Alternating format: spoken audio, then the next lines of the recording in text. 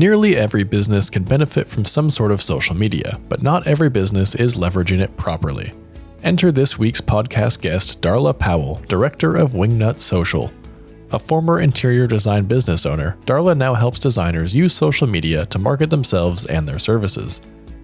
Listen to the full episode today to learn more about social media strategy, the best uses of social media, and what you can expect from your efforts. Apply now for Business Breakthrough Live. Join us in Denver on November 10th and 11th for actionable training that will help you grow your business. Visit thepearlcollective.com/BBL to learn more about this business-changing experience. Welcome to the Creative Genius Podcast, Darla. Hi, Gail. Thank you for having me. It's my pleasure. Oh, it's a pleasure having you. So tell us about Wingnut Social. How did that come to be? Oh, wow. How much time do you have? My goodness. An hour, 2 hours. Yeah. Okay. Well, let's settle in. I was born. No. Very long story. I'll make it very short for you. I was a police sergeant for the Miami-Dade Police Department in Miami up until 2017. Oh. And I retired early because I wanted to follow my love for interior design, which I had been doing off and on in an amateur, semi-professional kind of way over the years. My marketing efforts for the interior design firm, did I say Darla Powell Interiors? Menopause brain, was pretty aggressive. And I turned out that I was kind of a savant, unbeknownst to me, at marketing, digital marketing in particular, social media marketing. And I had other interior designers saying, how am I seeing you everywhere? You're in Designers Today and AD Pro. And I told them, it's just through my social media efforts, my social media marketing. And they said, okay, well, here, I'm going to pay you to do that for me. I said, are you kidding me? I don't have time. I barely have time to do my own. So when I did get really busy with the design firm, I decided, I need to outsource my social media marketing. And I went to ABC marketing firm, one size fits all kind of marketing firm, and said, hey, can you do my social and some Google ads for me? And I was super excited about it. And it ended up being awful, really bad. Like the creative, the content, their whole strategy they had zero idea of an interior design business, how it is that we work, what our sales funnels and flow look like. And it was such a miserable experience. And I still had designers coming to me saying, what are you doing? What's your secret? That my wife and I at the time looked at each other and said, you know what, there's room in the market for this, for someone who knows what to do in this niche. And very long story short, Wingnut Social was born. It was a DBA under the design firm for a while there. And then my wife at the time, which you may have picked up on, was at the time. No longer, past tense. Yeah, we were running both businesses and really burning both candles at the end, right?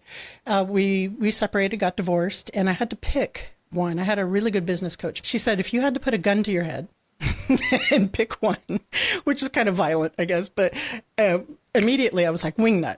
Because it just offered me so much more flexibility, freedom at the time, a lot less headache, and mobility. I could work from anywhere, knowing my current situation, and here we are. So not doing design at the moment, although sometimes I still say, do I want to do that again? I figure it's like having a baby. You forget the pain and just the beauty of the baby. Yeah, really. But here we are. Wingnut Social is here.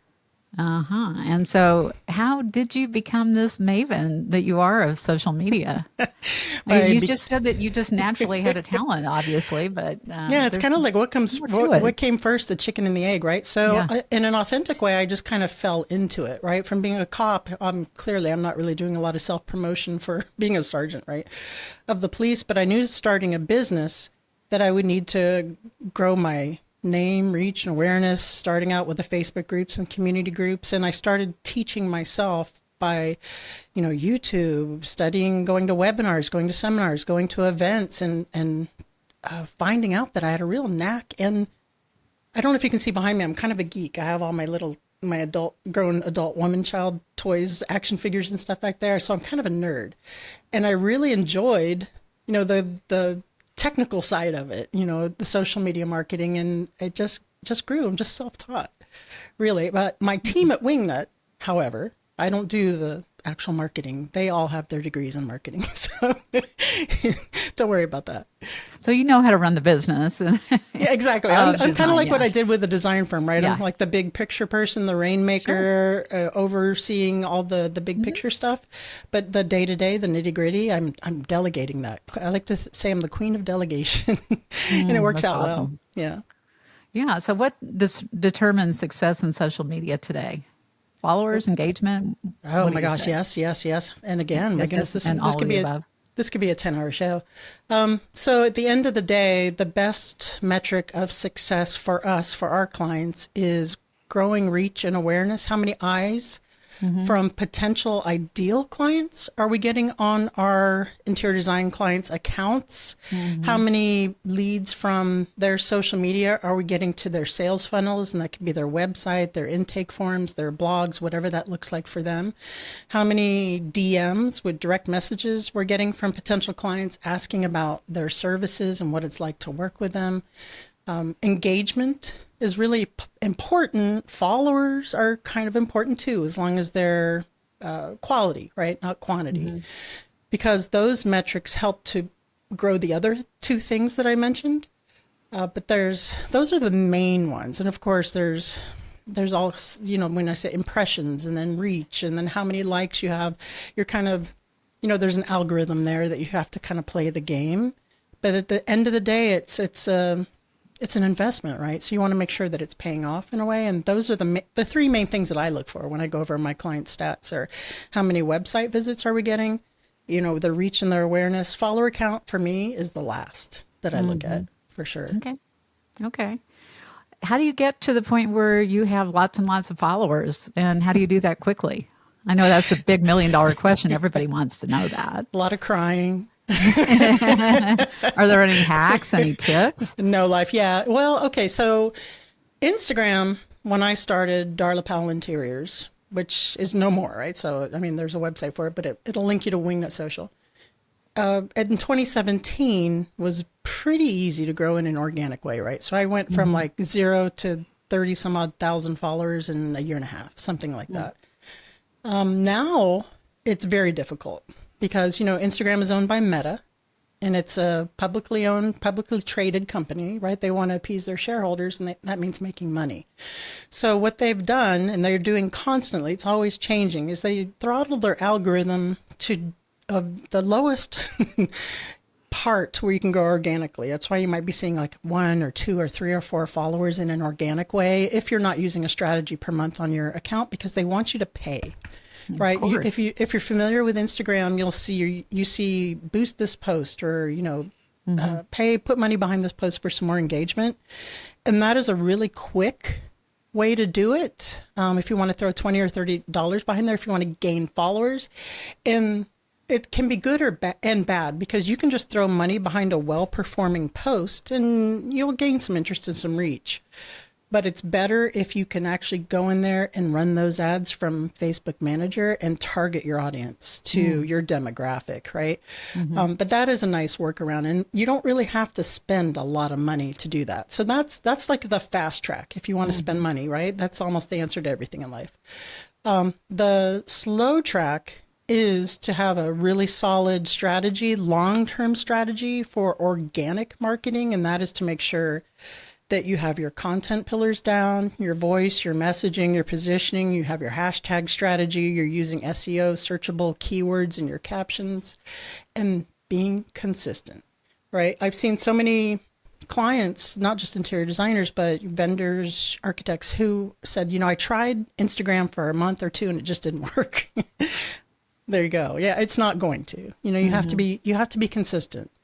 Because interior design is not a small ticket item, even if you're on the more affordable side, right? It's a lot of money for people, and you have to have, on an average, like say you're getting a widget or something, 6 or 7 touch points with people to get to know and like and trust. But for interior design, it can be double or triple that, just because there's so much at stake, right? There's a lot of money. There's a lot of people get very intimidated by inviting someone into their home, right? To judge them, which is essentially what we're doing, whether we say we are or not. So that it's a very long term play. And you just have to be consistent, put your face out there, build those relationships with your followers. You can't just throw stuff up and not respond when they comment. I could go on forever. There's just so many variables that plug in to any given account that count for their success, which is why it's so important that we do the strategy piece. Mm-hmm. Strategy is the key to everything. Otherwise, if you're just throwing tactics at the wall, it's like throwing spaghetti at the wall, right? Yeah, you wouldn't write a book without an outline, right, of how it's going to begin, middle, and what the end looks like, right, too. So marketing it's very similar. You want to know what you're writing in the book, what the plot line is, and what your desired outcome is. Are you seeing designers getting a lot of clients from their social media? Yeah, a lot. I have clients that have been with Wingnut for, I want to say going on 3 or 4 years, but it might be even 4 or 5 years now, who are constantly getting DMs in their Instagram. And they'll tell you, Julianne Hendrickson of Hendrickson Interiors is one, and she'll just be the first to tell you. She gets, I might be pulling this number, I wouldn't say like 75 to 80% of her clients from Instagram, from her Instagram presence. And that didn't happen overnight, right? Which I'm going back to the long game. She's been with us for quite a while. I don't have her metrics in front of us, but it took a hot minute, right? And building up and following those best practices. But now she's plug and play, right? She's just coasting on all of that work that we've done, and we just keep maintaining it and posting. But all the time, I have guests on my show designed by Wingnut Social all the time who are getting guests. Elisa Popka is getting clients from Instagram. She's not a client of mine, but just all the time. And when designers come to me and they say, I'll give you an example of a recent sales call I had. She came to me and she said, I get all my clients from referrals, and I've never gotten a single client from Instagram. And we went to her Instagram to look at it, and she hadn't been posting from Instagram. She hadn't been doing anything on Instagram. She goes, I don't believe Instagram works. You're self-fulfilling prophecy. Yeah. It's definitely not working for you. Yeah. So. Well, yeah, it's not like you can, no silver bullet here, right? You've got to put in the work to get this for sure. Yeah, absolutely. How long does it take for a follower to typically reach out to a brand and engage with them? I know you said about seven or up to 21 touches. Yeah. Yeah. It depends. And there's something you may have even observed yourself, and something that's kind of funny is that I've seen a lot of the big ticket interior design clients won't always engage. Right? You'll be there and you'll be constant in posting, and then they'll pick up the phone. This happened to me with my firm, and I've heard this from clients, and they'll pick up the phone and say, I've been following you on Instagram for a year, 2 years, 3 years, and I want to hire you to do A, B, C, or D. And I'm like, who are you? I've never seen you anywhere commenting on my Instagram or anything. So that's the answer to your question is, who knows, right? It really, there's no set, it's going to take X amount of time, because it really depends on who you are as a designer, what you're putting out as content, your competition, your service area, the nature of your content. There really is no, sure, you're going to, if you start posting this with this form, you're going to get X amount of this, right? Because all those variables are different. Your work is different, and the appeal to certain clients might be different, might be more niche, there might be less of an audience, but you know what I mean? Sure. So even when clients come to me at Wingnut, because I do the sales for Wingnut, and they say, okay, how many followers can I expect after X amount of months? And I say, I would love to tell you that you're going to get this amount of followers or this amount of leads. And I'd be blowing smoke, right? And anybody that tells you that, run. Right. All I can do is give you the case studies from clients that I've had and worked with for a while, and that have been successful. I will say typically it does take, anecdotally, right, in my experience from what I've observed, it takes about 3 to 6 months of doing everything 100%, the way we do it with our strategy, or just being consistent. Let's at least start there, right? Before you really start building up that momentum. Now, sometimes I've seen clients that get their first leads in a month or 2. That's not typical. It isn't. So it usually does take about 3 or 6 months. It's a numbers game at the end of the day, and how many people you're reaching, and learning your account and your ideal client. But yeah, there really is no set, this is binary kind of thing. I wish it was. It'd make my job a lot easier. I'm sure.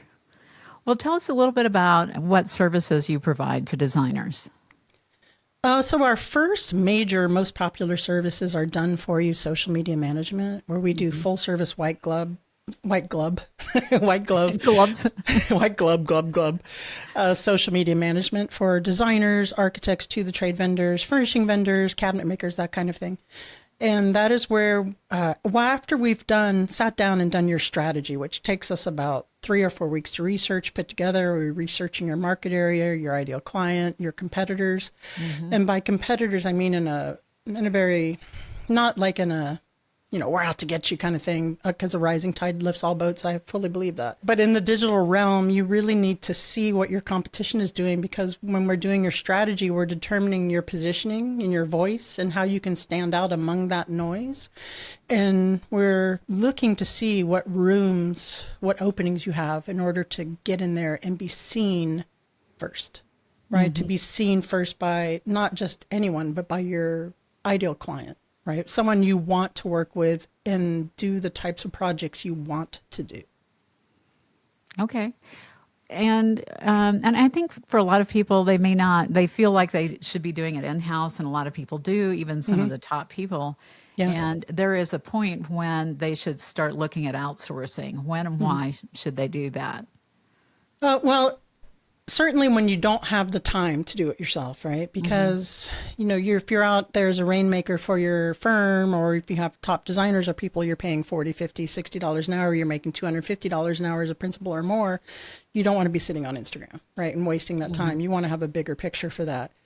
That's definitely when you should be outsourcing. When you have enough of your marketing budget to spend, to outsource on that, for sure. You don't want to be spending money you don't have on, marketing for your interior design firm.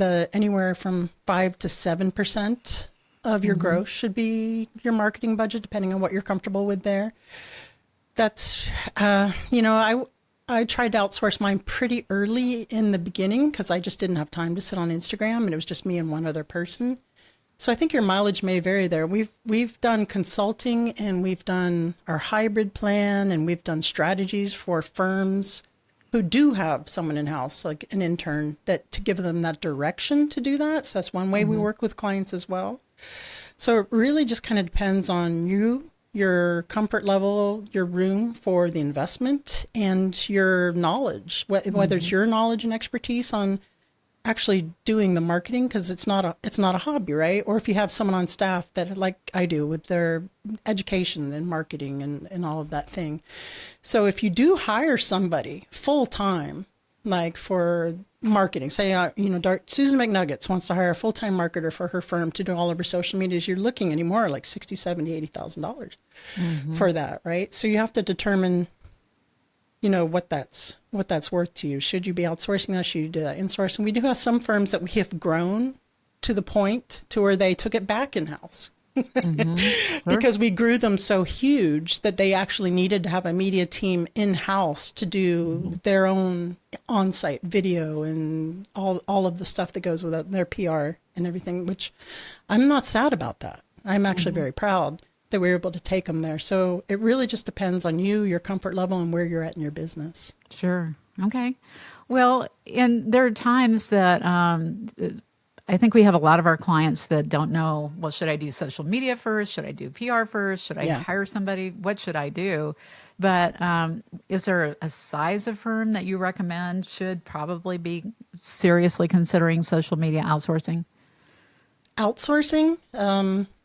Most of our clients are at the $1 million mark starting, right? That's usually where their sweet spot, to where they have enough of it that they can budget it to have it done well and have it done right. And they're not wasting their money. But we have, like I said, we started with Julianne Hendrickson, and she said this on my podcast, so I'm not giving away any secrets. She was at $500,000 mark when she started with us. So it really just depends on you, your profitability, where you can, how much you want to grow, how much you want to scale, where you want to put that budget. Counterintuitively, although this is counterintuitive for a reason, designers who are new to the business, or designers who don't really have a lot of work or reach and awareness, or should be spending a higher percentage of their budget on marketing, because you have to grow, you have to get out there. Like I did it myself, but when I was starting my design firm, I part of the reasons I probably got divorced is because I was never off of social media. There were so many hours put into that. So if you equated that to marketing investment, right, it's a little higher. So it just really depends. I would say that for us, the sweet spot is probably the $1 million firm, but there's firms that are a lot smaller that are more profitable. Mm-hmm. So it really just depends. And if you want to scale. Sure. Yeah. Because you don't want to have too many clients coming in if you can't handle them. Exactly. So that is a factor, because that will happen. Mm-hmm. If somebody has the option, should they outsource or should they do it internally? If you're just being really honest with them. Yeah.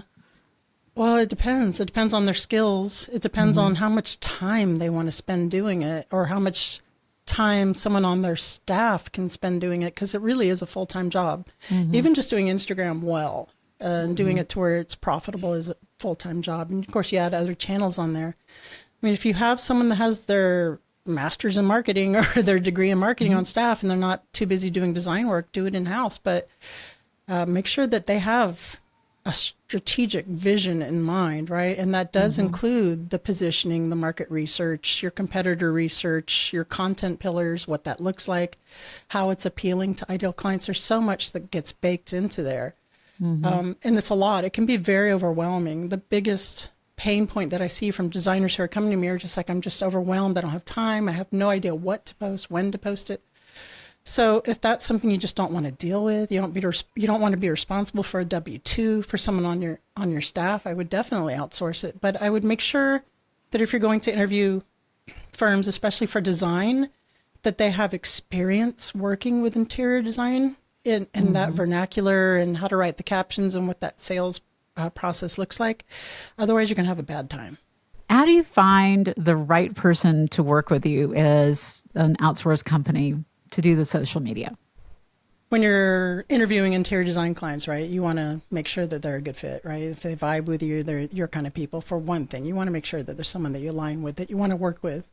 And you want to look at their history, their experience, and other clients that they've worked with, success stories, referrals from those clients, and make sure that they do a really good job.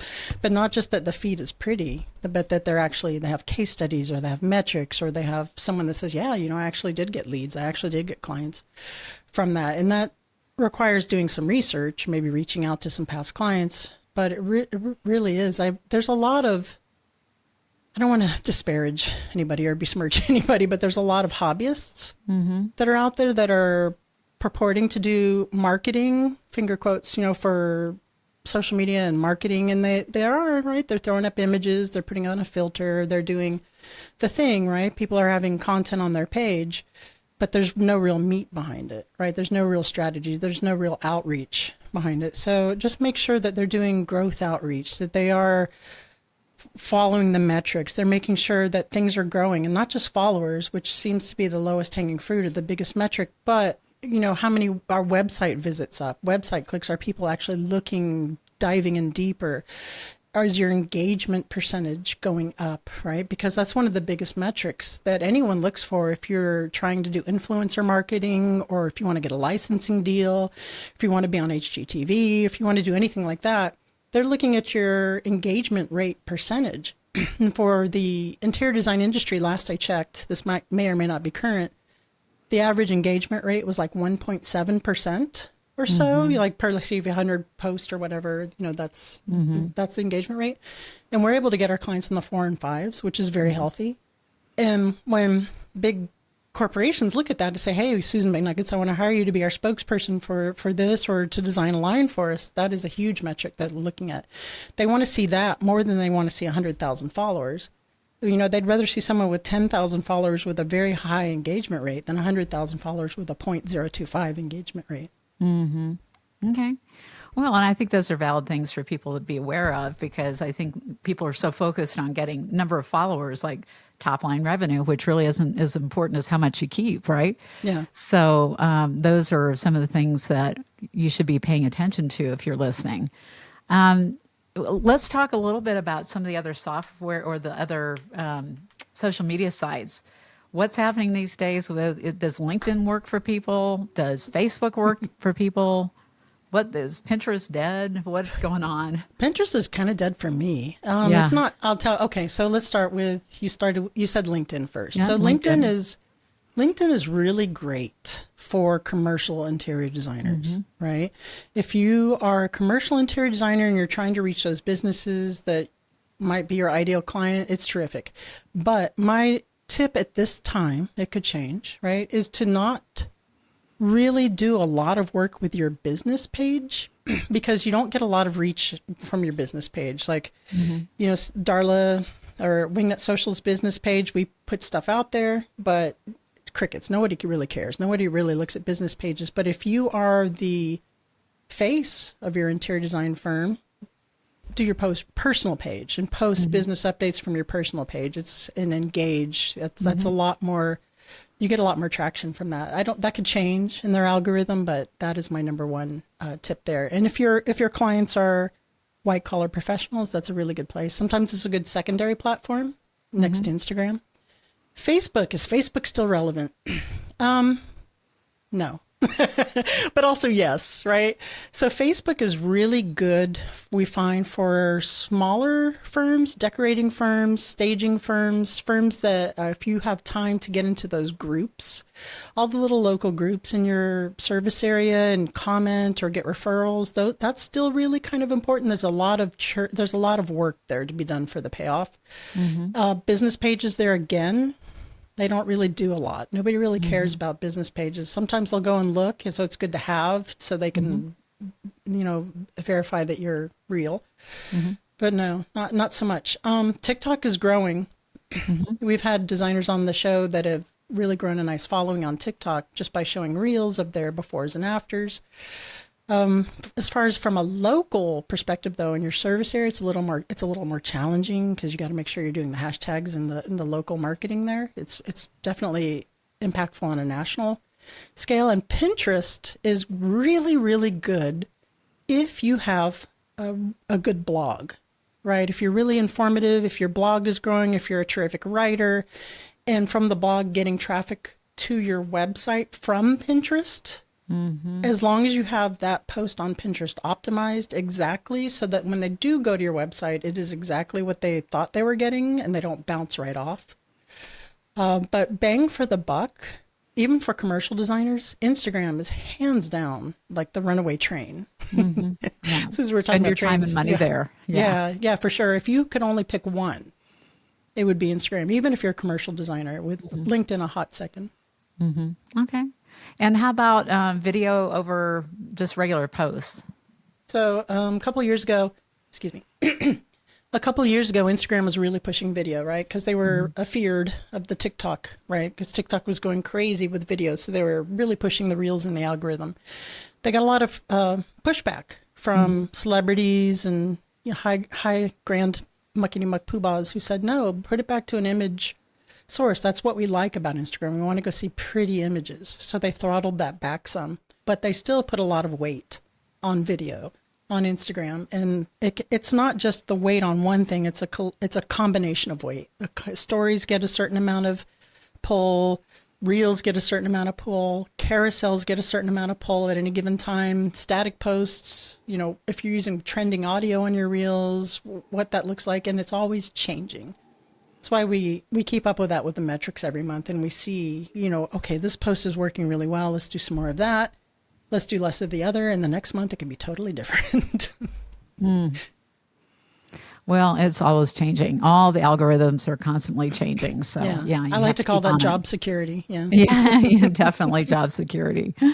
All right. Well, we are almost to the end of our time, and I love to ask people at the very end, what are 3 takeaways that you would like to pull out of what we talked about and share with our listeners? Oh, definitely the first one is you have to be on social media, right? Unless you're going to be selling your business next year and you don't want to do it anymore. You have to be on some form of social media, and you have to be, that's one, right? There's a lot of pushback still in the design industry about even being on social. 2, actually 1A, your ideal clients do live on social. Believe it or not, there's an older demographic on Instagram, and people who are high-end clients are people. and they go on Instagram. Trust me when I tell you. Sure. Number 2 is you have to be consistent. You can't do it for a month or 2 to 3 posts a week and not get anything from it and say, well, I tried. I proved it didn't work. You have to be consistent. And number 3, which isn't something we talked about, which is something that is incredibly important though, especially if you are the face of your business, is you need to be the face of your business. Mm-hmm. You need to show yourself. You need to get on video. You need to talk to your followers as if they were your client. Mm-hmm. And if you're not doing that now and you start doing that, I know it's a scary thing. I still get scared of being on video, and I've done over 400 episodes of my podcast. Well, when you start doing that and then the clients start seeing you and your personality and they start clicking with you, and you're going to start getting calls that are like, I feel like I know you. Mm-hmm. That's why I called you. That's why I want to work with you. I watch you on X, Y, or Z. I think those would be the 3 biggest things in the time that we have when it comes to social media, biggest tips that I would give right now. Love that. Darla, great stuff. Thank you for being here. And we appreciate your knowledge and you sharing some of those great tips, whether they come to you or they don't. At least they have some things to take away. Thank you again. Yes, ma'am. Thank you. Thank you so much for having me. I really appreciate it. My pleasure. Thanks, Darla, for joining Gail on the podcast and sharing your insights on social media marketing. What are you doing for your social media? And did you get any ideas for future efforts? Let us know. Tune in next week when Gail chats with Jeff Standridge, a consultant who is an expert in innovation who will teach you how to apply innovative thinking to your business.